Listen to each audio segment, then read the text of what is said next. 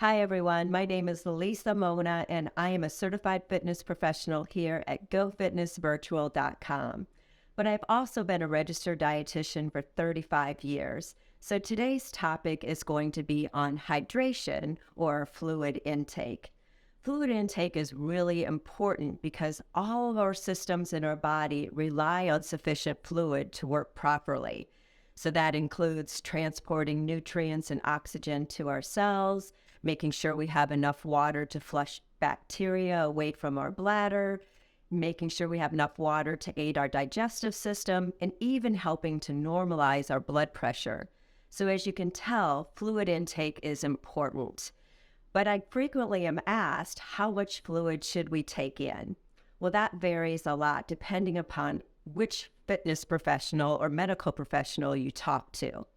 You maybe have heard of the 8 by 8 rule, and that basically says that we should have 8 ounces of fluid or water 8 times throughout the day. So 8 cups of water per day, you maybe have heard that before. That probably came from a position statement by the National Academy of Sciences Food and Nutrition Board back in 1945.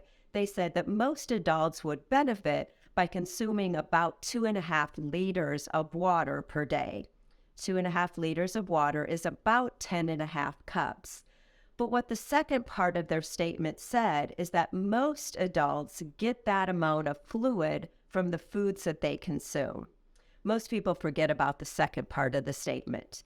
So, how do we figure out how much fluid we actually need? Well, another recommendation is a little more personalized to us, and that recommendation is to have 1/2 ounce of fluid per pound of body weight.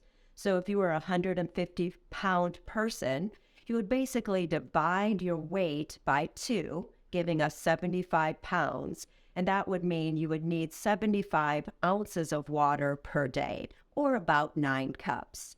So that's a pretty decent recommendation, but it still doesn't take into consideration anything more personal about you, like where do you live? If you live in a hot or humid environment, your water needs are going to be increased. Or if your occupation forces you to sweat or move a lot, you're going to need more water from that.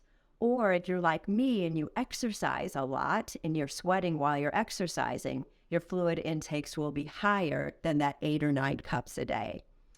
So, one of the recommendations I would make is to actually look at the color of your urine. Your urine should be a pale yellow. If it's more concentrated than that, chances are you're dehydrated and probably need to increase your fluid intake. But if it's pale, probably good to go. So frequently I'm asked, well, what do I get to count as my fluid intake? Can I include my coffee, my tea, my sodas, and my alcohol? And the answer is yes and no. So yes, every bit of fluid we take in our body has a net positive intake on our fluid intake. So what I mean by that is even though coffee and tea typically contain caffeine, and caffeine acts as a diuretic in our body, meaning it helps us to lose fluid in our urine, we still get more fluid from our coffee and tea than if we did not consume it at all.